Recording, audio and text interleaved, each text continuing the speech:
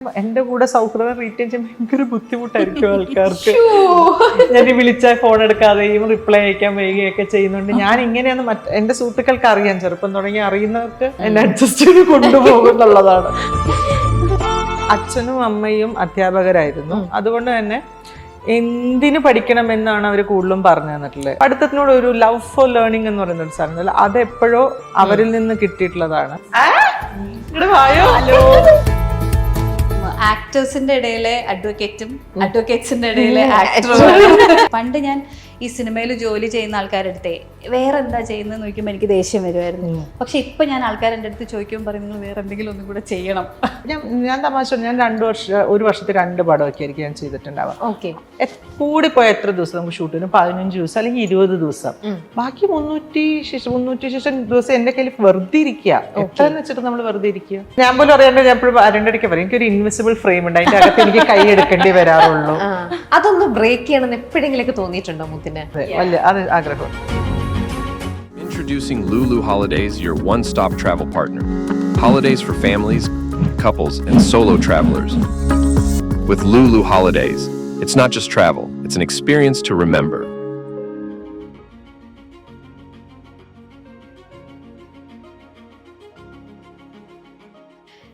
തിരിച്ചു വരാൻ സാധിക്കാത്ത വണ്ണം ആരും ഒരിക്കലും തകരില്ല. ഒരു മടക്ക യാത്രയുടെ സാധ്യത അത് ഏത് അവസരത്തിലാണെങ്കിലും നമുക്കെല്ലാവർക്കും ഉണ്ടാകും. അമിതമായ ചിന്തയാണ് നമുക്കെല്ലാവർക്കും നമ്മളെ കൂടുതൽ ദുഃഖത്തിലേക്ക് കൊണ്ടുപോകുന്നത്. നമ്മൾ സന്തോഷിക്കണം, അല്ലെങ്കിൽ നമ്മൾ സന്തോഷിക്കാൻ വേണ്ടിയിട്ടുള്ള ഒരു അവസരം അത് കണ്ടെത്തേണ്ടത് നമ്മൾ ഓരോരുത്തരുടെയും ഉത്തരവാദിത്വമാണ്. മറ്റുള്ളവർ എപ്പോഴും നമ്മളെ സന്തോഷിപ്പിക്കും എന്നുള്ള ആ ഒരു പ്രതീക്ഷയിൽ നമ്മൾ ജീവിക്കരുത്. സ്വാഗതം. English cafe presents life is beautifully. ഇന്ന് നമ്മളോടൊപ്പം ജീവിതകഥയുമായി മുത്തുമണി.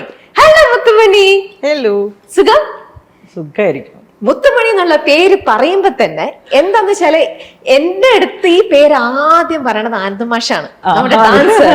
സാറിന്റെ അടുത്ത് ഞാൻ പഠിച്ചു കഴിഞ്ഞിട്ട് ഞാൻ ആദ്യം വന്നു. സാറിന്റെ അടുത്ത് പഠിച്ചുകൊണ്ടിരിക്കുമ്പോഴാണ് സാറ് പറഞ്ഞത് പുതിയൊരു 2 സ്റ്റുഡൻസ് വന്നു തുടങ്ങി, നിനക്കൊരു പേര് കേൾക്കണം, നല്ല ഇൻട്രസ്റ്റിംഗ് അവരുടെ പേര്, പൊന്നുമണി മുത്തുമണി എന്ന് പറഞ്ഞു. അന്ന് എന്റെ മനസ്സിൽ സ്ട്രൈക്ക് ചെയ്ത പേരാണ്. ഭയങ്കര ഇൻട്രസ്റ്റിംഗ് ആയിട്ടുള്ള പേരെന്നുള്ള രീതിയിൽ തുടങ്ങി. അപ്പോ അത് അന്ന് ഈ ആളെ കാണണം, പരിചയപ്പെടണം. അപ്പൊ കൂടുതലും ഡാൻസ് അന്ന് പൊന്നു അല്ലേ, പൊന്നു. അവരോട് മോഹിനിയാട്ടായിട്ട് സാർ എന്നെ എന്തൊക്കെയോ അന്ന് കാണിച്ചു തന്നിട്ടുണ്ട്. സാർ പറഞ്ഞിട്ടുണ്ട് മോഹിനിയാട്ടാണ് പഠിക്കുന്നത്, പിന്നെ മുത്തുമണി കുറച്ച് പിന്നെ പഠിക്കുന്നുള്ളൂ, അങ്ങനെ എന്തൊക്കെയോ പറയുന്നുണ്ടായിരുന്നു. അപ്പൊ അന്ന് കേട്ട പേരാണ് മുത്തുമണി. ആ മുത്തുമണിയുടെ അന്നത്തെ ആ തുടക്കത്തിൽ നിന്ന് നമുക്ക് നമ്മുടെ ജീവിതത്തിന്റെ ആ ഒരു ലൈഫ് ജേർണി, ആ ഒരു സ്റ്റോറി കംപ്ലീറ്റ് നമുക്ക് പറയാം. പക്ഷെ നമ്മുടെ ആ യാത്രയൊക്കെ തുടങ്ങുന്നതിന് തൊട്ടു മുന്നായിട്ട് ആദ്യം തന്നെ belated birthday wishes. Thank you so much. എന്തൊക്കെയായിരുന്നു ബർത്ത്ഡേ പരിപാടി? ബർത്ത്ഡേ പരിപാടി ഷൂട്ടായിരുന്നു ഇത്തവണ. ചത്ത പച്ച എന്ന് പറയുന്ന സിനിമ, അതിന്റെ പൂജ ഡേ തന്നെയായിരുന്നു അത്. അപ്പൊ അതിനകത്ത് ഒരു ചെറിയ പോർഷൻ ചെയ്തിട്ടുണ്ട്. അപ്പൊ അങ്ങനെ ലൊക്കേഷനിലാവുമ്പോഴാണല്ലോ ഇപ്പൊ എല്ലാരും കേക്ക് കട്ടിങ് ഉണ്ടാവാറുണ്ട് അല്ലേ? അവിടെ ഒരു സെലിബ്രേഷൻ, എല്ലാവരുടെയും ഇടയിൽ എന്തായാലും ഒരു കേക്ക് കട്ടിങ് ഒക്കെ ആയിട്ട് ഞാനിങ്ങനെ കഴിഞ്ഞു ഇറങ്ങുന്ന സമയത്താണ് പെട്ടെന്ന് അയ്യോ പോലെ ആയിട്ടില്ല പോറായിട്ടില്ല. പിന്നെ ഞാൻ പെട്ടെന്ന് കുറച്ച് സമയം എടുത്തപ്പോൾ എനിക്ക്, കാരണം പടങ്ങൾ ചെയ്തിട്ടുണ്ടെങ്കിൽ അങ്ങനെ സെറ്റിൽ കേക്ക് കട്ടിങ് എന്നുള്ളത് ഇതിനു മുമ്പ് ഒരു പ്രാവശ്യം മാത്രമേ ചെയ്തിട്ടുള്ളത്. ഞാൻ എന്ന് പറഞ്ഞിട്ടുള്ള പടം, രഞ്ജിത്ത് സർ ഡയറക്ട് ചെയ്തിട്ടുള്ള പടം, അതിൻ്റെ ലൊക്കേഷനിൽ മാത്രമാണ് ഇതേപോലെ. പക്ഷെ അത് ഭയങ്കര സർപ്രൈസ് ആയിരുന്നു. എല്ലാ ആർട്ടിസ്റ്റ് എല്ലാവരും കൂടെ വന്ന് കേക്കും ഒക്കെ ആയിട്ട് മിഡ് നൈറ്റ് നോക്കൊക്കെ ചെയ്ത് വന്നിട്ടുള്ളതായിരുന്നു. ഇത് പെട്ടെന്നായിരുന്നു ഉണ്ടായിരുന്ന മൊത്തത്തിൽ. എത്ര രഹസ്യമായിട്ട് വെച്ച് കഴിഞ്ഞാലും ലൊക്കേഷനിലാണെങ്കിൽ നമ്മുടെ ആരെങ്കിലും ഒരാൾ കണ്ടുപിടിച്ചിരിക്കും അല്ലേ? ഞാൻ അതായത് ആദ്യം രാവിലെ ഒന്ന് സ്റ്റോറീസ് ഒന്നും അങ്ങനെ ഷെയർ ചെയ്യാണ്ടെങ്കിൽ എനിക്ക് ഏകദേശം ഉച്ചയ്ക്ക് തീരും എന്നുള്ളൊരു കണക്കായിരുന്നു. പെട്ടെന്നാണ് ഇതിങ്ങനെ അവിടെ പോയി. എന്തായാലും അതൊക്കെ നല്ല സന്തോഷം. അതിന്റെ കൂടെ മുത്തുമണിക്ക് കൂടുതൽ സന്തോഷം വന്നിരിക്കുന്ന മറ്റൊരു കാര്യം കൂടിയുണ്ട്. ഇപ്പൊ ഡോക്ടറേറ്റ് എടുത്തു, PhD എല്ലാം കംപ്ലീറ്റ് ചെയ്തു. അപ്പൊ കൺഗ്രാറ്റുലേഷൻസ്. Thank you. ഇത് എത്ര നാളായിട്ടുള്ള ആഗ്രഹമായിരുന്നു അത് എടുക്കണം? അക്കാഡമിക്സ് എല്ലാ കാലത്തും ഭയങ്കര ഇഷ്ടമുള്ള ഒരു കാര്യം. കാരണം അച്ഛനും അമ്മയും അധ്യാപകരായിരുന്നു. അതുകൊണ്ട് തന്നെ എന്തിനു പഠിക്കണമെന്നാണ് അവർ കൂടുതലും പറഞ്ഞു തന്നിട്ടുള്ളത്. അല്ലാണ്ട് പഠിക്കുമ്പോൾ പെട്ടെന്ന് ജോലി കിട്ടും എന്നുള്ളതിനേക്കാൾ കൂടുതലും പഠിത്തത്തിനോട് ഒരു ലവ് ഫോർ ലേണിംഗ് എന്ന് പറയുന്ന ഒരു സാധനം അതെപ്പോഴോ അവരിൽ നിന്ന് കിട്ടിയിട്ടുള്ളതാണ്. പിന്നീട് കല്യാണം കഴിഞ്ഞപ്പോഴാണെങ്കിലും അതിനെ അതേ രീതിയിൽ തന്നെ കൂടുതൽ എന്താ പറയുക എൻഹാൻസ് ചെയ്യുന്ന രീതിയിലുള്ള ഒരു എൻവയോൺമെന്റിലേക്കാണ് ഞാൻ എത്തുന്നത്. അപ്പോൾ അവിടെയും അച്ഛനും അമ്മയും പഠിപ്പിനോട് വളരെ ഇഷ്ടമുള്ളത്. ഞാൻ കല്യാണത്തിൻ്റെ ഇടയിൽ, കല്യാണം എന്ന് പറയുന്നത് എൻ്റെ കോഴ്സിൻ്റെ ഇടയിലാണ് നടക്കുന്നത്. അപ്പം 3 വർഷം 5 ഇയർ കോഴ്സാണ്. 3rd ഇയർ വെക്കേഷനിൽ കല്യാണം, പിന്നെയും 2 വർഷവും കൂടെ ഉണ്ട്. അപ്പോൾ എന്നെ സംബന്ധിച്ചിടത്തോളം പൊതുവിൽ എല്ലാവർക്കും ഈ ഒരു ട്രാൻസിഷൻ ഫീൽ ചെയ്യുന്നത് പോസ്റ്റ് വെഡ്ഡിങ് എന്നൊക്കെയുള്ളതായിരിക്കും. പക്ഷെ എൻ്റെ ലൈഫ് ഇവൻറ്റ്സ് പലതും ഈ അക്കാഡമിക്സിനോട് ഇൻ്റർമിക്സ്ഡ് ആയിട്ട് കിടക്കുന്നതുകൊണ്ട് എനിക്കിതൊരു കണ്ടിന്യൂസ് പ്രോസസ്സ് എല്ലാ കാലത്തും. അപ്പോൾ ചിലർ എന്നെ കാണുമ്പോൾ ചോദിക്കും ഇതുവരെ നിർത്താറായിട്ടില്ലേ എന്നുള്ള ചോദിക്കുന്ന ആൾക്കാരും ഉണ്ട്. ഞാൻ ചോദിക്കാൻ നിൽക്കായിരുന്നു, ഇത്ര പാഷനേറ്റ് ആണോ പഠിക്കുക എന്നുള്ളത് പറയുന്നതും? ഒരു ഘട്ടം കഴിയുമ്പോൾ നമുക്ക് ഇഷ്ടമുള്ള വിഷയങ്ങളിലേക്ക് നമ്മൾ തിരിഞ്ഞു കഴിയുമ്പോഴത്തേക്കും നമ്മൾ തന്നെ അന്വേഷിച്ച് ആ ഏരിയയിൽ കൂടുതൽ എന്താ ഉള്ളത്, കോഴ്സ് ഏതാ ഉള്ളത്, അല്ലെങ്കിൽ അതിൻ്റെ ആഡ് ഓൺസ് എന്തൊക്കെയാണ് അവൈലബിൾ ഉള്ളത് അന്വേഷിച്ച് അങ്ങ് പോയിക്കൊണ്ടിരിക്കുകയാണ്. So I like to learn. I love it actually. ആണല്ലേ? അതിനുള്ള സമയമൊക്കെ എങ്ങനെയാ മുത്തുമണി മുത്തൊന്ന് ഇറക്കി വിളിക്കട്ടെ? അതാ ബെറ്റർ. ഞാനത് എനിക്ക് മുത്തുമണി എന്ന് കേൾക്കുമ്പോഴത്തേക്കും പെട്ടെന്ന് വേറെ ഒരാളെ വിളിക്കണ പോലെ തോന്നാണ്. അല്ല, ആ വിളിക്കുന്ന കേൾക്കുമ്പോ തന്നെ എന്ത് രസം, ക്യൂട്ട്നെസ്. പൊന്നേ മുത്തേ എന്ന് വിളിക്കുമ്പോഴേക്ക് പറയണെങ്കിൽ മുത്തേ പൊന്നെന്ന് വിളിച്ചിട്ട് ഞങ്ങളെ പറ്റുള്ളൂ. അതിന്റെ ആ ഒരു വിരോധാഭാസം അല്ലേ? ഞാനിന്ന് വീട്ടിലിരുന്നപ്പോഴൊക്കെ ഞാൻ വിചാരിച്ചു മുത്തേ എന്ന് വിളിക്കുക, പൊന്നെ എന്തൊരു ക്യൂട്ട്. നമ്മളെല്ലാരെയും നമ്മളെ പെറ്റ് നെയിം ആയിട്ട് വെക്കുന്ന പേര് തന്നെ നിങ്ങളുടെ ഒറിജിനൽ നെയിം ആയിട്ട് വന്നിരിക്കുന്നു. പക്ഷെ എന്ന് വെച്ചാല് ഇപ്പോഴാണല്ലോ മുത്തും പൊന്നും ഇത്ര കോമൺ പെറ്റ് നെയിം ആയിട്ട് തുടങ്ങുന്നത്. For a very long time മുത്തുമണിയും പൊന്നുമണിയും ആണുങ്ങൾക്ക് ഇടുന്ന പേരാണ്. കാരണം പ്രത്യേകിച്ചും കേരള വിട്ട് കഴിഞ്ഞാൽ തമിഴ്നാട്ടിലെ ആണുങ്ങൾക്കുള്ള പേരാണിത്. അപ്പൊ നമ്മൾ പുറത്തൊക്കെ എന്തെങ്കിലും മീറ്റിങ്ങിന്റെ ആവശ്യങ്ങൾക്ക് പോകുമ്പോൾ, അല്ലെങ്കിൽ പൊന്നൂന് ആക്ച്വലി ഹോസ്റ്റൽ അലോട്ട്മെന്റിന്റെ സമയത്തൊക്കെ ജെൻസ് ഹോസ്റ്റലിലേക്കൊക്കെ, കാരണം ഈ പേര് കാണുമ്പോൾ പെട്ടെന്ന് ബോയ് ആണെന്നുള്ള ഒരു ഐഡന്റില്ല. അപ്പൊ കുറെ കാലം നല്ല പണിയായിരുന്നു ഈ പേര് മാനേജ് ചെയ്തത്. പക്ഷെ ഇപ്പൊ കഴിഞ്ഞ ഒരു 8-10 വർഷമായിട്ട് ഇതൊരു ഭയങ്കര ഓക്കെ പേരാണ്. മുത്തേ എന്ന് പറയുമ്പോഴത്തേക്ക് വെരി കോമൺ ആണ്. പക്ഷെ നിങ്ങൾ തുടക്ക സമയത്ത് ചെറുപ്പത്തിലേക്ക് ഈ പേര് നിങ്ങൾക്ക് ഇഷ്ടമായിരുന്നോ, അതോ നിങ്ങൾ എന്തിനാ ഞങ്ങൾക്ക് ഈ പേരിട്ടേ എന്നുള്ള രീതിയിൽ ഞാൻ അങ്ങനെയായിരുന്നു. പൊന്നും അങ്ങനെയല്ല. ഞാൻ ഇടയ്ക്ക് അമ്മയുടെ പറയും എനിക്ക് 18 വയസ്സായിക്കുമ്പോൾ ഞാൻ പേര് മാറ്റിയിട്ട് ഞാൻ ഇടയ്ക്ക് ഇങ്ങനെ ആലോചിക്കും ആ പേരിട്ടാലോ ഈ പേരിട്ടാലോ. അപ്പം ഗ്രാൻഡ് മദറിന് ഒഫീഷ്യൽ നെയിമും ഉണ്ട്, അതല്ലാണ്ട് തങ്കം എന്നൊരു പേരുണ്ട്. അപ്പൊ തങ്കമ്മ സാറിന് എല്ലാവരും അമ്മച്ചി പറഞ്ഞു ഞങ്ങൾ തങ്കം നല്ല പേരായിരുന്നു. അല്ലെങ്കിൽ അച്ഛൻ്റെ അമ്മയുടെ പേര് കല്യാണി കുട്ടിയമ്മ എന്നാ പറയുന്നത്. കല്യാണി നല്ല പേര്, ഇത്ര നല്ല പേരുകൾ ഉണ്ടായിരുന്നിട്ട് എന്താ നിങ്ങൾ അതൊന്നും ആലോചിക്കാൻ. അപ്പോഴത്തേക്ക് അമ്മ അച്ഛനെപ്പോഴും പറയും ഇത് വേറെ ആർക്കും ഇല്ലല്ലോ. വീട്ടിൽ മുത്തേ പൊന്നെ എന്നുള്ള പെറ്റേയും ഒഫീഷ്യലായി പോയതാണ്. പിന്നെ അതിന്റെ സിമിലാരിറ്റിക്ക് വേണ്ടിയിട്ട് ഒരു മണി കെട്ടിയതാണ്. ഞാൻ എപ്പോഴും ഇന്റർവ്യൂവിൽ എല്ലാവരും പേരെന്താ ഇങ്ങനെയെന്ന് ചോദിക്കും, പിന്നെ സ്ഥിരം പറയുന്ന ഉത്തരമാണത്. അപ്പോ അന്നത് ഭയങ്കര ഇതാണെങ്കിലും പക്ഷെ ഇപ്പം ഐ തിങ്ക് ഇറ്റ്സ് വളരെ എക്സ്ക്ലൂസീവ് ആയിട്ടുള്ള ഒരു യുണീക്ക് ആയിട്ടുള്ള ഒരു നെയിം തന്നെയാണ്. മാത്രല്ല ഇപ്പം ആ പേര് അങ്ങ് വേറെ ആർക്കും നമ്മൾ കേട്ടിട്ടുമില്ല. മുത്തുമണി എന്ന് പറഞ്ഞാൽ അത് ഈ ഒരു മുത്തുമണിയേ ഉള്ളൂ. രമ്യ എന്നൊക്കെ പറഞ്ഞ് എത്ര രമ്യമാരാണ് അവിടെ. അതൊരു യുണീക്ക് ആയിട്ട് നിൽക്കാൻ പറ്റുന്നുണ്ട് എത്രയാന്ന് പറഞ്ഞാലും. ഈ വലയം അതാണ് ഇനി ഇപ്പൊ നാളെ അല്ലേ റിലീസ് ആവാൻ പോണത് അല്ലെ? ഇപ്പൊ ഇത് എനിക്ക് മനസ്സിലാക്കി തരുന്നത് വളരെ സോഷ്യലി ഇപ്പൊ റെലവെന്റ് ആയിട്ട് നമ്മുടെ കുട്ടികളൊക്കെ കണ്ടിരിക്കേണ്ട നല്ലൊരു മെസ്സേജ് തരുന്ന ഒരു മൂവി ആയിട്ടാണ് എനിക്ക് മനസ്സിലാക്കാൻ സാധിച്ചത്. മുത്തിന്റെ ഇതിൽ തന്നെ മുത്തിന്റെ ലുക്കിൽ തന്നെ ഒരു മാറ്റമുണ്ട്. ഇതുവരെ ഞാൻ ഈ നമ്മൾ പറഞ്ഞു പോയ കഥാപാത്രങ്ങളിൽ നിന്നെല്ലാം സെന്റർ പാർട്ടീഷൻ ഇട്ടിട്ട് ആ വേറെ തന്നെ ഒരു ലുക്കാണ് മുത്തിന് ഇതിൽ കാണാൻ തന്നെ. അത് മുത്തായിട്ട് എടുത്ത ഒരു ചേഞ്ച് ആണ്. ഇത് ലാസ്റ്റ് മിനിറ്റ് വന്നതാണ്.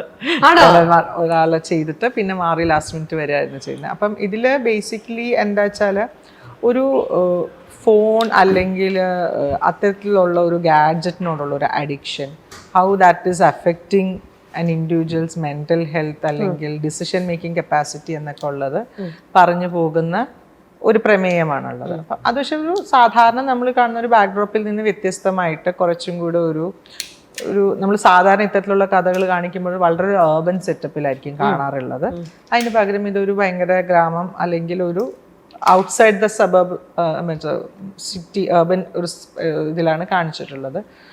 നന്ദുചേട്ടൻ അല്ലെങ്കിൽ ആഷ്ലി എന്ന് പറയുന്ന ഈ കുട്ടികൾ, അവർ രണ്ടുപേരുടെയും ക്യാരക്ടർ ഭയങ്കര രസമുള്ളൊരു ഇക്വേഷനാണ്. രണ്ടുപേരും 2 ജനറേഷനിലത്തെ 2 അഡിക്ട്സ് ആണ്. ഒരാള് ആൽക്കഹോളിക് അഡിക്റ്റ് ആണെങ്കിൽ മറ്റൊരാള് ഫോൺ അഡിക്റ്റ് ആണ്. അപ്പൊ അങ്ങനെ അതാണ് ഇതിൻ്റെ അകത്തൊരു കോർ പ്രിമൈസ് എന്ന് എന്നെ സംബന്ധിച്ചിടത്തോളം തോന്നിയിട്ടുള്ളത്. അപ്പൊ how that is affecting the family എന്നുള്ളതാണ് വരുന്നത്. ഓക്കെ, ഇതിന്റെ ഡയറക്ടർ ആയിക്കോട്ടെ രേവതി, അവരും ഇതുപോലത്തെ ഇപ്പൊ ഫസ്റ്റ് നസ്രിയയുടെ ഇതല്ലായിരുന്നു ഇതിന് തൊട്ട് മുന്നേ അവർ ചെയ്തത്. അതിപ്പോ കുറച്ച് വർഷങ്ങൾക്ക് മുമ്പേ ചെയ്ത ഒരു ഇത്. അവരുടെ കൂടെ മുത്തു ചെയ്യുന്ന ആദ്യത്തെ ഒരു പ്രൊജക്ട് ആയിരിക്കണം ഇത് അല്ലെ? ആ ഒരു സാധാരണ ഒരു ഡയറക്ടേഴ്സിന്റെ കൂടെ വർക്ക് ചെയ്യുന്ന പോലെ തന്നെയായിരുന്നോ? ഇതും സിങ്ക് സൗണ്ട് ആയിരുന്നു ഫിലിം ഉണ്ടായിരുന്നത്. അപ്പം ഒരു കുറെ കൂടെ ഒരു എന്താ പറയുക ഒരു ഓർഗാനിക് ആയിട്ടുള്ള രീതിയിലുള്ള എന്താ പറയുക പ്രോസസ്സിങ് അവിടെ വെച്ച് സെറ്റിൽ വെച്ചിട്ട് തന്നെ നടക്കണം. സ്ക്രിപ്റ്റ് ഉണ്ടെങ്കിൽ പോലും നമുക്ക് അതിനൊരു ഓർഗാനിക്കലി ഡെവലപ്പ് ചെയ്തുകൊണ്ട് തന്നെയാണ് പെർഫോമൻസ് മുന്നോട്ട് പോയിട്ടുണ്ടായിരുന്നത്. ബാക്കി സാറാണ് ഉള്ളത്. പിന്നെ ആഷ്ലി എന്ന് പറഞ്ഞൊരു പുതിയ കുട്ടിയാണ് അഭിനയിക്കുന്നത്, എൻ്റെ പെൺകുട്ടിയുടെ സെൻട്രൽ ക്യാരക്ടർ ചെയ്യുന്ന പെൺകുട്ടി. Okay okay. അപ്പൊ അതാണ് നാളത്തെ റിലീസ് അല്ലേ? വെയിറ്റിംഗ് ആയിരിക്കും. നല്ലൊരു അപ്രിസിയേഷൻ കിട്ടുന്നു പറയുമ്പോൾ സ്വാഭാവികമാണ് നമ്മൾ അതിലേക്ക് തന്നെ അങ്ങ് ആയിപ്പോവും. എത്ര നല്ല അക്കാഡമിക്സിൽ ഇതാന്ന് പറഞ്ഞാലും നമ്മൾ ഇതങ്ങ് സൈക്ലൈൻ ചെയ്ത് അതിലേക്ക് പോവേണ്ട ആളായിരുന്നു മുത്തു. പക്ഷേ മുത്തുവിന്റെ ഉള്ളിൽ വന്ന ആ ഒരു ഫയറോ അല്ലെങ്കിൽ ആ ഒരു ഡിസിഷൻ അത് മുത്തുവിന്റെ തന്നെയായിരുന്നു. അതിൽ മാത്രമല്ല അക്കാഡമിക്സും ഞാൻ ഇതുപോലെ ഞാൻ കണ്ടു വളർന്ന റീസൺ ആയിരിക്കും ഒരു പക്ഷെ അച്ഛനും അമ്മ എന്നുള്ളത്. ഇപ്പം അച്ഛൻ കേരള സംഗീത നാടക അക്കാദമി അവാർഡ് വിന്നറാണ്, അമ്മയും അതെ. പക്ഷെ അച്ഛൻ്റെ സബ്ജക്റ്റ് കെമിസ്ട്രിയാണ്, അച്ഛൻ പഠിപ്പിച്ചുകൊണ്ടിരുന്നത് കെമിസ്ട്രിയാണ്. അപ്പം അമ്മയ്ക്ക് ഇംഗ്ലീഷ് ലിറ്ററേച്ചർ ആണ് അമ്മയുടെ സബ്ജക്ട്. അവർ രണ്ടുപേരും ടീച്ചിങ് ആണ് അവരുടെ മേഖല. Yet they could prove their mettle artistic ജേർണിയിലും. അപ്പൊ ഒരു പക്ഷേ പറയാതെ തന്നെ അവരുടെ മുന്നിലുണ്ട്, അവരെ ജീവിച്ചു കാണിച്ചൊരു വഴി ആയിരുന്നിരിക്കണം റീസൺ. അപ്പം പിന്നെ ഒരിക്കലും ആർട്ട് ഫോം മാത്രം റിലൈ ചെയ്ത് മുന്നോട്ട് പോയാൽ അതിൻ്റെ അകത്തുള്ള ഹാർഡ്ഷിപ്സും കുറെ ഞാൻ ഒബ്സർവ് ചെയ്യുന്നുണ്ട് പലരെയും നമ്മൾ കണ്ടിട്ട്. അത് നമ്മൾ പോലും അറിയാണ്ട് അൺകോൺഷ്യസ്ലി ഒരു റീസൺ ആയിരുന്നിരിക്കാമെന്ന് എനിക്ക് തോന്നുന്നു. അത്ര ഏർലി സ്റ്റേജിലൊക്കെ അത് മനസ്സിലാക്കിയിരുന്നോ? എനിക്ക് കൂടുതലും ഞാൻ ഈ പറഞ്ഞ പോലെ ആ ഒരു സ്റ്റേജിലും നമുക്ക് കിട്ടുന്ന എക്സ്പോഷറും ഞാൻ ഈ പറഞ്ഞ അച്ഛൻ്റെ അമ്മ അവരുടെ സുഹൃത്തുക്കൾ ഇത്തരത്തിൽ അതിൽ ആർട്സ് മാത്രം സെലക്ട് ചെയ്തിട്ടുള്ള ആൾക്കാർ, അല്ലെങ്കിൽ അവർ ഗോ ത്രൂ ചെയ്യുന്ന ഫ്ലൈറ്റ് കാര്യങ്ങൾ, ഫ്ലൈറ്റ് എന്നൊക്കെ വെച്ചാൽ ഹെവി വേർഡ് അങ്ങനെ പറയാൻ പറ്റില്ല, എന്നാൽ പോലും ഒരു അപ്സ് ആൻഡ് ഡൗൺസും അൺസർട്ടിനിറ്റിയും ഇതിൻ്റെ അകത്ത് ഇല്ലയെന്ന് ഞാൻ പറയില്ല. അതിപ്പോൾ നമ്മൾ സിനിമയിൽ ആണെങ്കിലും ഒക്കെ ഉള്ള സാധനമാണ്. അതൊരു എല്ലാ ദിവസവും നമുക്ക് സിനിമ ചെയ്യുന്നവരായിരിക്കില്ല നമ്മൾ. നമുക്ക് ഡെഫിനറ്റ്ലി എൻ്റെ അപ്സ് ആൻഡ് ഡൗൺസ് ഉണ്ട്. ഞാനും പേഴ്സണലി ആസ് ആൻ ആർട്ടിസ്റ്റ് ഞാനും ഒബ്സർവ് ചെയ്തിട്ടുള്ള, അല്ലെങ്കിൽ ഞാനും ഫേസ് ചെയ്യും ഗോ ത്രൂ ചെയ്യുന്നതാണ്. അപ്പം ഈ ഒരു സാധനം നമ്മൾ മാനേജ് ചെയ്ത് പോകണമെങ്കിൽ നമുക്ക് പിടിക്കാനൊരു സൈഡ് വേണം. അത് ആയിട്ടാണ് ആദ്യം അക്കാഡമിക്സ് ആലോചിച്ച് തുടങ്ങിയതെങ്കിലും, അല്ലെങ്കിൽ ഒരു പ്രൊഫഷണൽ കോഴ്സ് എന്നുള്ള ആലോചിച്ചിട്ടുള്ളെങ്കിൽ പോലും പിന്നീട് അതിനെ നമുക്കങ്ങ് ഇഷ്ടപ്പെട്ട് തുടങ്ങിയ നമ്മൾ കൂടുതൽ നമുക്ക് ആ സബ്ജക്റ്റിനോട് അലൈൻഡായി പറഞ്ഞു. പിന്നെ പണ്ടത്തെ പോലെ ഇങ്ങനെ ആർട്ട് ജേർണി ഒന്ന്, പ്രൊഫഷണൽ ജേർണി വേറൊന്ന്, അങ്ങനെ ഒരു ഡിമാർക്കേഷൻ ഇല്ല. മുത്തു ഇപ്പൊ വെറും മുത്തു അല്ല, ഡോക്ടർ മുത്തുവാണ്. ഓർമ്മയുണ്ടാവാതിരിക്കാൻ ഒരുപാട് കാലമൊന്നും ആയിട്ടില്ല. നമ്മൾ ഗെറ്റ് സെറ്റ് ബേബി സെറ്റിൽ ഫസ്റ്റ് കണ്ട ദിവസം തന്നെ എനിക്കുണ്ടായൊരു ഫീൽ എന്താണെന്ന് വെച്ചാൽ എനിക്ക് കുറെ കാലം മുത്തുവിനെ അറിയാലോ എന്നുള്ളതായിരുന്നു. നമ്മൾ ആ ഹോൾ ഡേ ഞാനും മുത്തും ഗംഗേച്ചിയും നിഖിലയും എല്ലാവരും കൂടെ സംസാരിച്ചിരുന്നു. അപ്പോൾ എനിക്ക് അങ്ങനത്തെ റിലേഷൻഷിപ്പ് സിനിമയിൽ വളരെ കുറവാണ്. പെട്ടെന്ന് കാണുമ്പോൾ തന്നെ ഇൻസ്റ്റന്റ്ലി കണക്റ്റഡ് ആവുന്ന ആൾക്കാർ. അപ്പോൾ ഞാൻ മുത്തിനെ ഡോക്ടറേറ്റ് ഒക്കെ കിട്ടിയ സമയത്ത് ഞാൻ മെസ്സേജ് ഒക്കെ അയച്ചിട്ടുണ്ടായിരുന്നു. നമ്മൾ ഇവിടെ ഇടയ്ക്കിടയ്ക്ക് സംസാരിക്കാറൊക്കെ ഉണ്ട്. ഷോട്ട് ചെയ്താണോ? ഹലോ,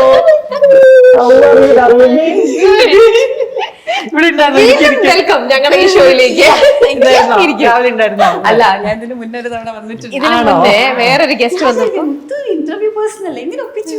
അതൊക്കെ ഞങ്ങൾ നിരന്തരം അതായത് ഗെറ്റ് സെറ്റ് ബേബിയുടെ സമയത്ത് തുടങ്ങി പറഞ്ഞത്. അപ്പൊ ഞാൻ അടുത്ത പടത്തിന്റെ ഒരു ഉറപ്പായിട്ട് വരാന്നുള്ളത് ഞാൻ പറഞ്ഞത്, ഞാൻ വാക്ക് വലിച്ചതാ. ഓ, പക്ഷെ നിരന്തരം വിളിച്ച് ഫൈനലി ഇന്നിവിടെ കൊണ്ടുവന്നു തന്നെ പറയാം. ഗെറ്റ് സെറ്റ് ബേബിയുടെ സമയത്ത് ഇന്റർവ്യൂവിന് ഇരിക്കുന്ന സമയത്ത് ഏറ്റവും കുറച്ച് സംസാരിക്കുന്ന ആണല്ലേ? അത് ഞാനിപ്പോ സംസാരിച്ചോണ്ടിരുന്നത് ഭയങ്കര വായാടിയായിട്ടിരുന്ന ഒരാള് കുഞ്ഞിലെ ഇങ്ങനെയായിരുന്നില്ല, ഭയങ്കര ടോക്റ്റീവ് എന്നാ അതിപ്പോ പറഞ്ഞുകൊണ്ടിരുന്നത്. വലുതായപ്പോഴത്തേക്കാണ് ആളങ്ങ് ഒതുങ്ങിപ്പോയത്. ഇപ്പൊ അവസരം കിട്ടുന്നത്. ഓക്കെ, നിങ്ങൾ ഒരുമിച്ചുണ്ടായിരുന്ന ആ ഒരു വിശേഷങ്ങൾ, ആ ഒരു ദിവസങ്ങൾ, അവിടുത്തെ തമാശകൾ ഒന്ന് ഷെയർ ചെയ്യൂ. ഞങ്ങള് ഗെറ്റ് സെറ്റ് ബേബിക്ക് മുന്നേ കണ്ടിട്ടുണ്ട് നമ്മള്. അത് മുത്തുവിന് എന്നെ അറിയാം എന്ന് എനിക്കറിയില്ല. ആദ്യത്തെ ദിവസം തന്നെ ചെന്നിട്ട് എന്റെ പേര് അറിയാം പൂജ ദിവസം ഞാനിങ്ങനെ ചെന്നിട്ട് സംസാരിച്ചപ്പോ എന്റെ അടുത്ത് അങ്ങനെ പറഞ്ഞു. അത് കഴിഞ്ഞ് പിന്നെ സെറ്റില് ഞങ്ങൾക്ക് ഒരുമിച്ച് കുറച്ച് ദിവസങ്ങളെ ഉണ്ടായിരുന്നുള്ളൂ. പക്ഷെ ആ ദിവസങ്ങൾ എന്ന് പറഞ്ഞാൽ ഫുൾ ടൈം ഞങ്ങള് ഷോട്ട് കഴിഞ്ഞാൽ നമുക്ക് വന്ന് സംസാരിക്കാം, ആ മട്ടിലായിരുന്നു ഫുൾ കാര്യങ്ങൾ ഉണ്ടായിരുന്നത്. അപ്പൊ ഞങ്ങൾക്കാണെങ്കിൽ കുറെ കാര്യങ്ങൾ സംസാരിക്കാനുണ്ട്. അപ്പൊ മുത്ത് എല്ലാ സമയത്തും പറയും ആക്ടേഴ്സിന്റെ ഇടയിലെ അഡ്വക്കേറ്റും അഡ്വക്കേറ്റ്സിന്റെ ഇടയിലെ ആക്ടറും, അതായത് ഒരു വേറൊരു കരിയറും കൂടെ ഉള്ള ഒരാള് എന്നുള്ള നിലയ്ക്ക്. പക്ഷെ എനിക്ക് ഭയങ്കര ബഹുമാനമാണ്. കാരണം ഞാനൊരു MPhil എഴുതിയെടുക്കാൻ കിടന്ന് പാടുപെടുക. അത് കുഞ്ഞും എന്നിട്ട് അതൊന്നും പോരാ, ഇനിയും എന്താ ഉള്ളതെന്നൊക്കെ അന്വേഷിച്ചോണ്ടിരിക്കുക, വല്ലതൊക്കെ പഠിക്കാനുണ്ടെങ്കിൽ ഇനി അതും കൂടെ പഠിക്കുക. കഴിവാണ്. അപ്പൊ ഞാനിങ്ങനെ അതിന് അപ്പൊ എന്നെ ഇവൻ MPhil ഒക്കെ ചെയ്യാൻ വേണ്ടി എന്നെ മോട്ടിവേറ്റ് ഒക്കെ ചെയ്യും, ചെയ്യണം, അത് നല്ലതാണ് എന്നൊക്കെ പറഞ്ഞു. പിന്നെ ഞങ്ങൾ പാരന്റിങ്ങിനെ കുറിച്ച് സംസാരിക്കും, സിനിമകളെ കുറിച്ച് ഭയങ്കര പ്രാക്ടിക്കലായിട്ട്. മുത്തുവിന്റെ ഹസ്ബൻഡും അനുചേട്ടനും ഇതിൽ തന്നെ ആയതുകൊണ്ട് അവർ രണ്ടുപേരുടെയും ഡിസ്കഷൻസും ആ ഡിസ്കഷൻസിലുള്ള കാര്യങ്ങളൊക്കെ ചിലപ്പോൾ നമ്മൾക്ക് ഇങ്ങനെ ഉത്തരം കിട്ടാതെ ഇതെന്തായിരിക്കും ഇത് എന്നൊക്കെ വിചാരിക്കുന്നത്. ഇവർ വളരെ പ്രാക്ടിക്കലായി അനലറ്റിക്കലായി ഇങ്ങനെ അതിങ്ങനെ ആയതുകൊണ്ടാണ് അതിങ്ങനെ സംഭവിക്കുന്നത്. അപ്പോൾ ഓക്കെ, അങ്ങനെ ഭയങ്കര രസമായിരുന്നു. ആസ് നമ്മൾ പറയില്ലേ, നമുക്കൊരു ടേക്ക് അവേ ഉള്ള കോൺവെർസേഷൻസ് എന്ന് പറയും, അങ്ങനത്തെ കോൺവെർസേഷൻ ഉണ്ടാക്കാൻ ബേബിയുടെ പ്രത്യേകത എന്താ വെച്ചാൽ ഒരു ഹോസ്പിറ്റൽ സീക്വൻസ്. അപ്പൊ നമുക്ക് ഹോസ്പിറ്റൽസ് ഒക്കെ ഷൂട്ടിന് കിട്ടുന്ന സമയം ഭയങ്കര ലിമിറ്റഡ് സമയം നമുക്ക് കിട്ടുള്ളൂ. അപ്പൊ എന്താ വെച്ചാൽ ഞങ്ങൾക്ക് എല്ലാവർക്കും പല പല സീക്വൻസ് ആയിട്ട് അവിടെ ഷൂട്ട് ഉണ്ടാവുമായിരിക്കും. അപ്പൊ രാവിലെ തന്നെ ഷിബില, ഞാന്, പുണ്യ, ഗംഗ ഞങ്ങൾ 4 പേരുണ്ട്. അപ്പൊ ഷൂട്ട് വരുന്ന സമയത്ത് എല്ലാവർക്കും കൂടെ വരണം എന്നില്ല. പക്ഷെ അതുകൊണ്ട് ഈ കോൺവെർസേഷൻ ഇങ്ങനെ മുറിയാതെ നടന്നുകൊണ്ടിരിക്കും. ഒരാൾക്ക് ഷോട്ടിന് വിളിച്ച് പോയി വന്നു കഴിഞ്ഞാൽ നമുക്കപ്പോൾ നമ്മൾ എവിടെ നിർത്തിയെന്ന് പറഞ്ഞ രീതിയിൽ ഇങ്ങനെ കണ്ടിന്യൂസ് റൗണ്ട് ദ ക്ലോക്ക് സംസാരം നടന്നുകൊണ്ടിരിക്കുക. കുറച്ച് ദിവസങ്ങൾ സുരഭി ഉണ്ടായിരുന്നു ചില ദിവസങ്ങളിൽ. അപ്പൊ ഭയങ്കര രസമായിരുന്നു ആക്ച്വലി ആ സെറ്റിലെ വർത്തമാനങ്ങള്. ഭയങ്കര, അതായത് നമ്മൾ ഈ പറഞ്ഞ പോലെ ചർച്ച ചെയ്ത് ഇങ്ങടേക്കോ പോകും വിഷയങ്ങളൊക്കെ. എനിക്ക് നിങ്ങൾ രണ്ടുപേരും തമ്മിലുള്ള ഒരു സിമിലാരിറ്റി എനിക്ക് തോന്നുന്നത്, നിങ്ങൾ രണ്ടുപേരും ഒരു എല്ലാ സ്ത്രീകളിലും ഇതല്ല, എവ്രി വുമൺ അല്ലെങ്കിൽ some women has a substance എന്ന് പറയും. പക്ഷെ എല്ലാവർക്കും അതുണ്ടാവാം. പക്ഷെ എന്നാലും ചില സ്ത്രീകളിൽ അവരുടെ പേഴ്സണാലിറ്റി അല്ലെങ്കിൽ അവർ കുറച്ചും കൂടെ പ്രസന്റബിൾ ആണ്, അവരുടെ കാര്യങ്ങളിലുള്ള ക്ലാരിറ്റി, അവരെന്ത് പറഞ്ഞാലും അവർക്ക് അവരുടേതായിട്ടുള്ള ഒരു വ്യക്തത, ഇങ്ങനെ ഇതെല്ലാം നോക്കിക്കഴിഞ്ഞാൽ നിങ്ങൾ രണ്ടുപേരും അതേപോലെ തന്നെ പറയാൻ ഒരു മടിയില്ല. നിങ്ങൾക്ക് സ്വന്തമായിട്ടുള്ള നിങ്ങളുടെ ഒരു ഒപ്പീനിയൻ പറയാൻ നിങ്ങൾ മറ്റുള്ളവരെ ഭയക്കാറുണ്ടെന്ന് എനിക്ക് തോന്നിയിട്ടില്ല. നിങ്ങളുടെ ആ ഒരു ഒപ്പീനിയൻ നിങ്ങൾ വളരെ ധൈര്യത്തോടെ വളരെ കറേജിയസ് ആയിട്ട് നിങ്ങൾ എപ്പോഴും പറയാറുണ്ട്. അതിൽ എനിക്ക് നിങ്ങളുടെ രണ്ടുപേരുടെയും ക്യാരക്ടർ എനിക്ക് അങ്ങനെ ഒരു പക്ഷെ അതുകൊണ്ടായിരിക്കാം നിങ്ങൾ പെട്ടെന്ന് കണക്റ്റഡ് ആവാനുള്ള ഒരു റീസൺ. അന്നത്തെ സംസാരങ്ങൾ ഈ പറഞ്ഞ പോലെ നമുക്കൊരു അൺബയസ്ഡ് ആയിട്ട്, അല്ലെങ്കിൽ ഞാനിപ്പോ ഇതിവിടെ പറഞ്ഞ ഇത് എങ്ങനെയായിരിക്കും ഇന്റർപ്രറ്റ് ചെയ്യപ്പെടുക എന്നുള്ളൊരു ആവശ്യമില്ല, ഫിൽറ്ററിന്റെ ആവശ്യമില്ലായിരുന്നു ആ ഒരു കോൺവെർസേഷൻസിൽ ഒന്നിലും തന്നെ. ദാറ്റ് വാസ് റിയലി എന്താ പറയാ, എല്ലാ കാര്യങ്ങളും എനിക്ക് മനസ്സിലാക്കാനും പറ്റും. ആസ് ഇൻ കുഞ്ഞുണ്ടാവുന്ന സമയത്ത് ഞങ്ങളോട് പറയും, പ്രൊമോഷന് പോകുന്ന സമയത്ത് അവിടെ എത്തുന്നതിന്റെ കുറച്ച് മുന്നേ എന്നെ വിളിക്കണം, എനിക്ക് വീട്ടിൽ നിന്ന് പതുക്കെ ഇറങ്ങി പുറത്തേക്ക് ഇറങ്ങാൻ, ബിക്കോസ് പോകുന്നത് കണ്ടാല് കുഞ്ഞിന് പ്രശ്നമാണ്. അപ്പൊ എനിക്ക് ഭയങ്കര റിലേറ്റബിൾ ആയിരുന്നു ഒരുപാട് കാര്യങ്ങള്. പിന്നെ കുഞ്ഞിനെ മാനേജ് ചെയ്യുന്ന എല്ലാരും കൂടെ, അപ്പൊ ഇതൊക്കെ ഞങ്ങൾ സംസാരിക്കും, പൊതുവെ സംസാരിക്കുമ്പോൾ ഈ പാരന്റിങ്ങിൽ വരുന്ന പഠിക്കണം, ജോലി ചെയ്യണം, അതിന്റെ കൂടെ കുഞ്ഞിന് വരുന്ന ഓരോരോ ഏജില് വരുന്ന കാര്യങ്ങള്, അപ്പോ വർത്താനം പറയുന്നതിൽ അവർക്കുള്ള ക്ലാരിറ്റി, ഇതൊക്കെ കുറെ വിഷയങ്ങൾ രസമായിട്ട് ഇങ്ങനെ വർത്താനം പറഞ്ഞിരിക്കുകയായിരുന്നു. മുത്തിന്റെ ഏറ്റവും നല്ലൊരു ക്വാളിറ്റി എന്താണ് ഷിബിലിക്ക് തോന്നുന്നത്? എനിക്ക് ഏറ്റവും ഇഷ്ടം ഫോൺ എടുക്കില്ല, എങ്ങനെ വിളിച്ച ഫോൺ എടുക്കില്ല, അങ്ങനെ നമ്മള് യൂഷ്വലി സംസാരം തുടങ്ങുന്നത് വല്ല ഇൻസ്റ്റാഗ്രാം സ്റ്റോറിക്കും ഒരു ഹാർട്ട് ഇട്ട് അതിന്റെ ബാക്കിയായി നമ്മൾ അങ്ങനെ സംസാരിക്കും. അങ്ങനെയാണ് ഞങ്ങളുടെ ഒരു കോൺവെർസേഷൻ. എനിക്ക് മുത്തുവിന്റെ കാര്യത്തിൽ ഉള്ള എനിക്ക് ഏറ്റവും സന്തോഷമുള്ള കാര്യം ഈ പഠിത്തം മാനേജ് ചെയ്യാൻ പറ്റി. പണ്ട് ഞാൻ ഈ സിനിമയിൽ ജോലി ചെയ്യുന്ന ആൾക്കാരുടെ അടുത്തേ വേറെ എന്താ ചെയ്യുന്നത് നോക്കുമ്പോൾ എനിക്ക് ദേഷ്യം വരുമായിരുന്നു. പക്ഷെ ഇപ്പൊ ഞാൻ ആൾക്കാരുടെ അടുത്ത് ചോദിക്കുമ്പോൾ പറയും, നിങ്ങൾ വേറെ എന്തെങ്കിലും ഒന്നും കൂടെ ചെയ്യണം, സിനിമ മാത്രം ഇപ്പോഴത്തെ ഒരു സിറ്റുവേഷനിൽ നമുക്ക് അത്രയും ഒരു സെക്യൂർഡ് ഇൻകം വരണം എന്നില്ല. എന്തായാലും അത് എന്റെ ഒക്കെ കേസിൽ എന്ന് വെച്ചാല് എനിക്ക് എക്സ്റ്റേണൽ ഒരു മോട്ടിവേഷൻ അല്ലെങ്കിൽ ഒരു എക്സ്റ്റേണൽ ഷാർക്ക് എന്നൊക്കെ പറയുന്ന പോലെ എന്തെങ്കിലും ഒന്ന് വേണം, ഒരു സിസ്റ്റം വേണം വർക്ക് ചെയ്തുകൊണ്ടിരിക്കാനായിട്ട്. അതിങ്ങനെ ഡെയിലി ബേസിസിൽ മുത്തുവിനെ കുറച്ചും കൂടെ ഡിസിപ്ലിൻ ആക്കാൻ വേണ്ടിയിട്ട് എടുത്ത ഒരു ഇതാണ്. നമുക്ക് കുറച്ചധികം ഫ്രീ ടൈം കിട്ടിയോണ്ട് ഞാൻ തമാശ, ഞാൻ 1 വർഷത്തിൽ 2 പടമൊക്കെ ആയിരിക്കും ഞാൻ ചെയ്തിട്ടുണ്ടാവാം. കൂടിപ്പോയ എത്ര ദിവസം നമുക്ക് ഷൂട്ട് ചെയ്യും? 15 ദിവസം അല്ലെങ്കിൽ 20 ദിവസം. ബാക്കി 300 ദിവസം എന്റെ കയ്യിൽ വെറുതെ ഇരിക്കുക. എത്രയെന്ന് വെച്ചിട്ട് നമ്മൾ വെറുതെ ഇരിക്കുക. അപ്പം അത് എന്റെ ടൈപ്പ് ഓഫ് ക്യാരക്ടേഴ്സ് ചെയ്യുന്ന എല്ലാവർക്കും ഉണ്ടാവാൻ സാധ്യതയുള്ള ഒന്നാണ്. അപ്പം നമ്മുടെ ആ ഇരിക്കുന്ന സമയത്ത് പ്രൊഡക്റ്റീവും കൂടെ ആയിട്ട് യൂസ് ചെയ്ത് കഴിഞ്ഞാൽ that is good for us. അപ്പം അക്കാഡമിക്സ് എനിക്ക് ചെയ്യാൻ എല്ലാവരും എൻ്റെ അടുത്ത് ചോദിച്ചാൽ എങ്ങനെ റെഗുലറായിട്ട് കോളേജിൽ പോയത്? ഞാൻ റെഗുലറായിട്ട് കോളേജിൽ പോയിക്കൊണ്ടിരുന്ന സമയത്താണ് ഞാൻ ജോബോന്റെ സുവിശേഷം ചെയ്തത്. ആ സമയത്ത് തന്നെയാണ് രാമന്റെ എന്തോട്ട് അഭിനയിക്കുന്നത്, ആ സമയത്താണ് മിസ്റ്റർ ഫ്രോഡ് അഭിനയിക്കുന്നത്. അതൊക്കെ എനിക്ക് ശനി ഞായറിൽ അഭിനയിക്കാൻ പറ്റുമായിരുന്നു. അങ്ങനെ മാത്രം പോയിട്ടോ?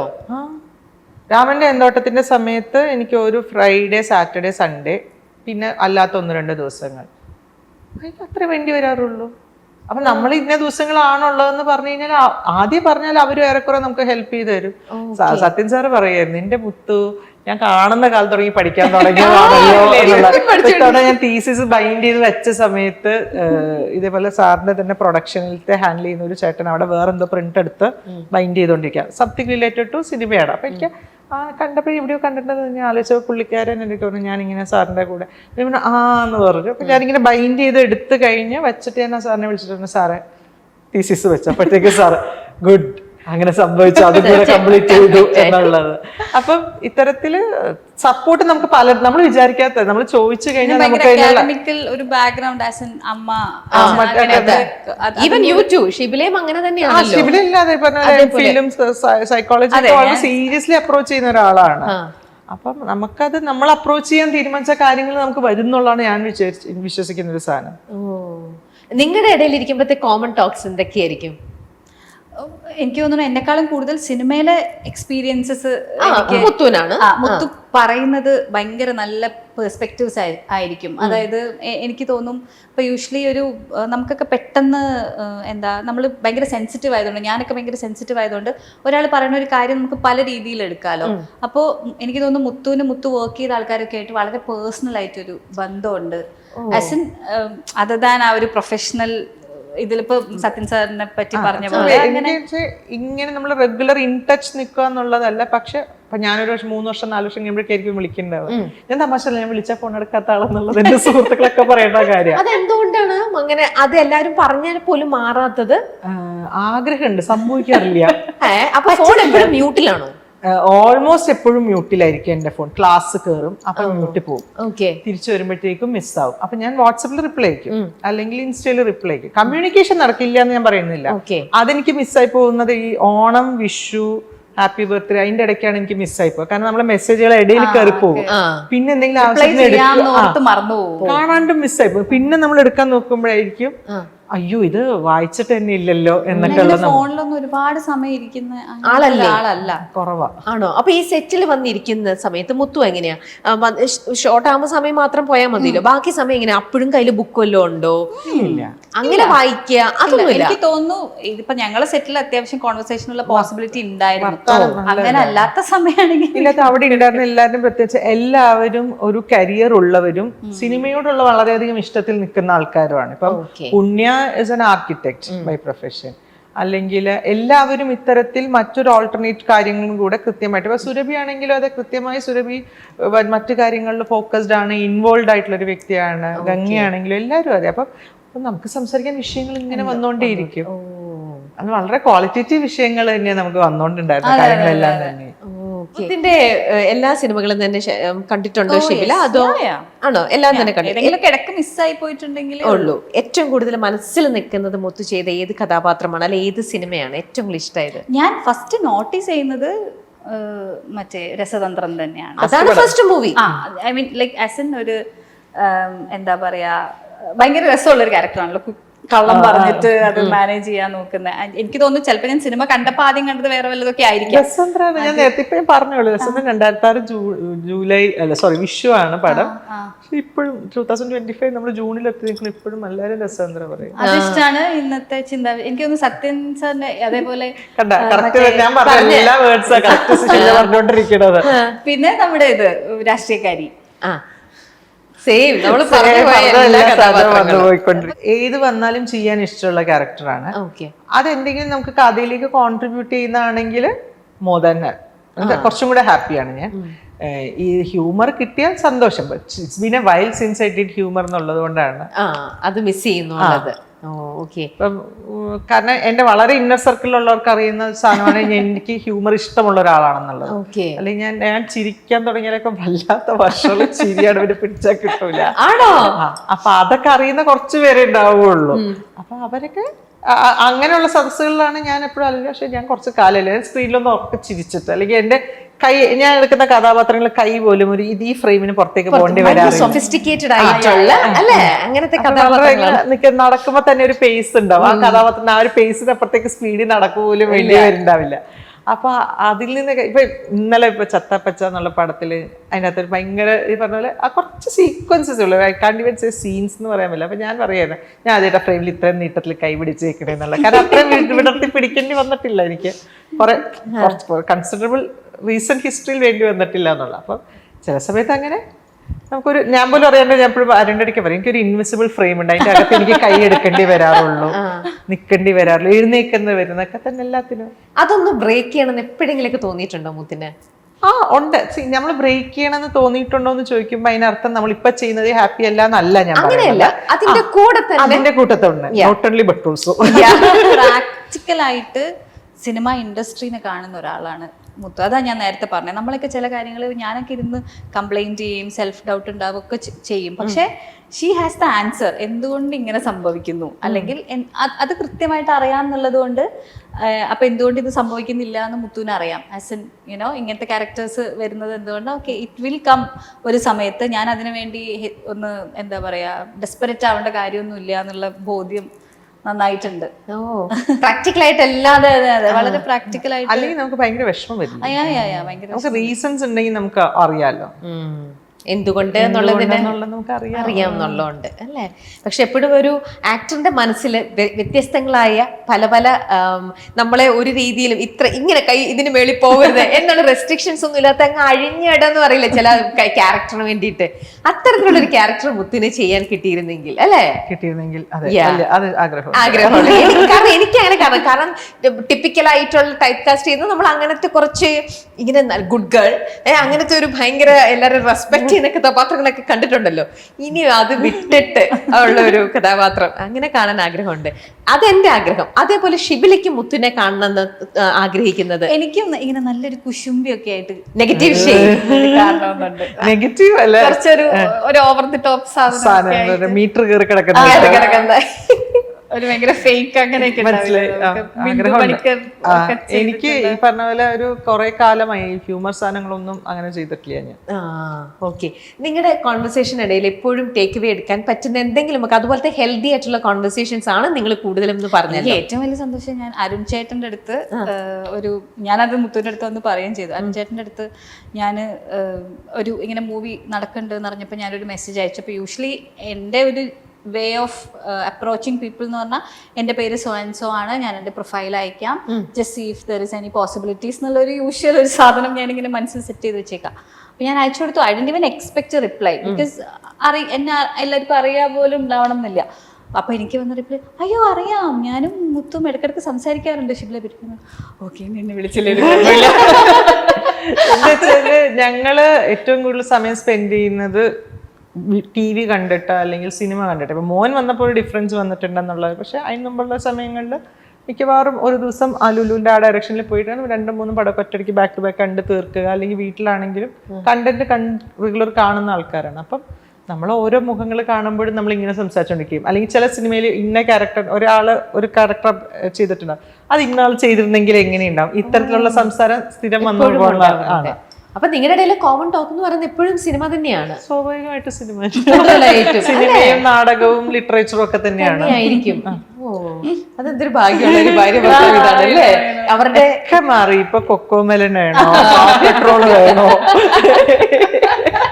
എല്ലാം അതാണ്.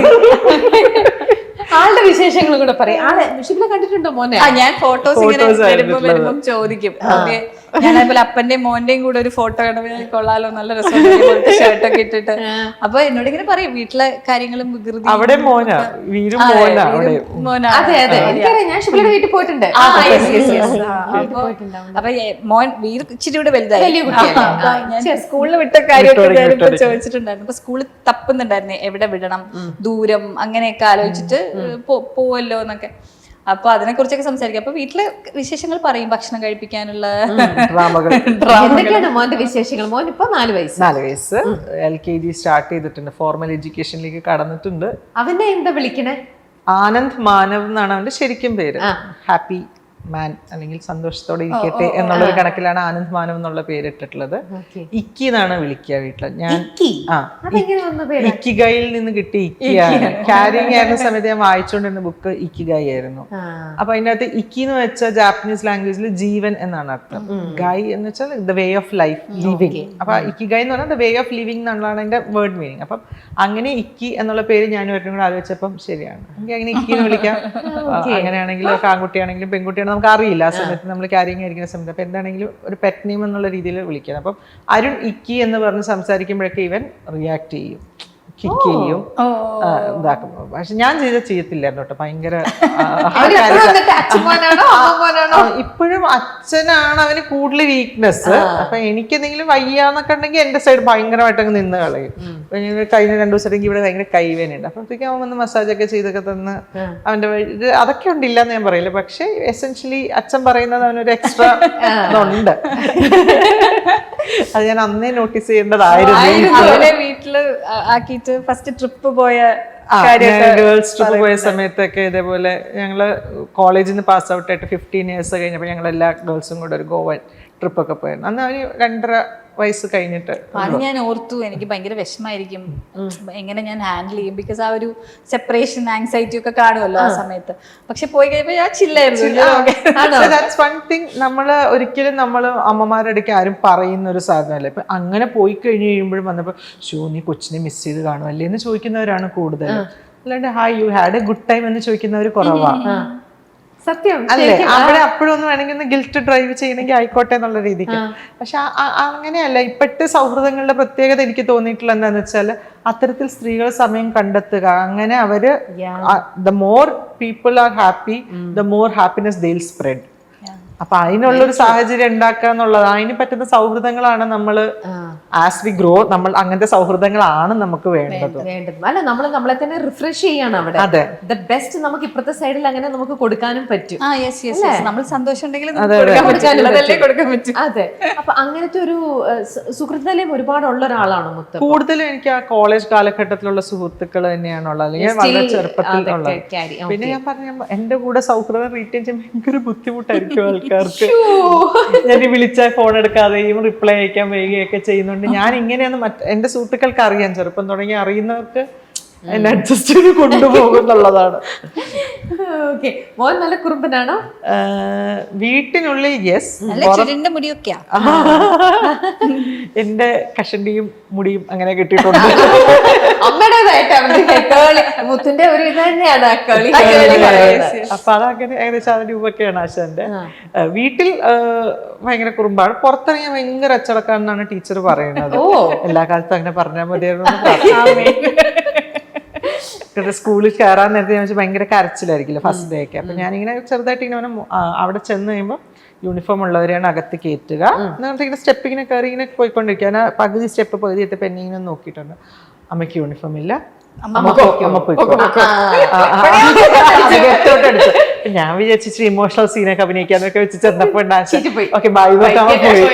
ഇവരെല്ലാ കാലത്തും ഇങ്ങനെയൊക്കെ ഒരു ആവേശം ഉണ്ടായാൽ മതി. ഓക്കെ, ഷുബില, ഒരേ ഒരു കാര്യം കൂടെ ചോദിക്കട്ടെ. ചില ആൾക്കാരെ കാണുമ്പോഴത്തേക്ക് മറ്റുള്ളവർ എന്തെങ്കിലും നമ്മൾ പറയുമ്പോഴത്തേക്ക് നമുക്ക് തോന്നും, അയ്യോ ഇത് ഒരിക്കലും ആ വ്യക്തി ചെയ്യില്ല. നമുക്ക് ഒട്ടും തോന്നില്ല അയ്യോ ഈ ഒരു ക്യാരക്ടർ, അല്ലെ നമ്മൾ മനസ്സിലാക്കിയെടുത്തോളം നമുക്ക് തോന്നും ഇവരെന്തായാലും അങ്ങനെയൊന്നും ആവില്ല, ഇവർക്ക് അങ്ങനത്തെ തോന്നും. ക്യാരക്ടർ ആണെങ്കിൽ പോലും ഇവരെ കൊണ്ട് അത്തരത്തിലുള്ള ക്യാരക്ടർ ചെയ്യാൻ പറ്റില്ല എന്നൊക്കെ നമുക്ക് തോന്നും.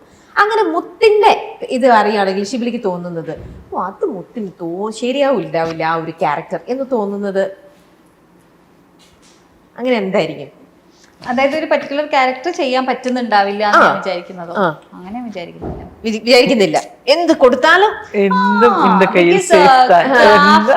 ഭയങ്കര അറ്റാച്ച്ഡ് ആയിട്ടുള്ള ഒരാളാണ്. ഇപ്പൊ ഞാൻ പറഞ്ഞു, നമ്മളെ മലയാള സിനിമയിൽ നമുക്ക് ഒരുപാട് സമയം പ്രിപ്പയർ ചെയ്യാനൊന്നും കിട്ടില്ല. പക്ഷേ ഐ എം ഷുവർ ഒരാൾ വിശ്വസിച്ച് ഒരു ക്യാരക്ടർ കൊടുത്താൽ she'll do whatever possible to make it the best. എനിക്ക് അങ്ങനെ എന്തെങ്കിലും ചെയ്യാൻ പറ്റില്ല എന്ന് തോന്നുന്നില്ല. ഓക്കെ, അപ്പോൾ thank you Shibila, thank you for your time. ഞങ്ങളുടെ ലൈഫ് ഈസ് ബ്യൂട്ടിഫുൾ ഇതിന് മുന്നേ ഒരു ഗസ്റ്റ് വന്നപ്പോൾ ആ ഗസ്റ്റിന് സർപ്രൈസ് ആയിട്ട് കൊടുക്കാനായിട്ട് അന്നും വന്നിരുന്നു. ഇന്ന് മുത്താന്ന് പറഞ്ഞപ്പോൾ ഇന്നും എത്തി. ഒരുപാട് സന്തോഷമുണ്ട്. Thank you so much.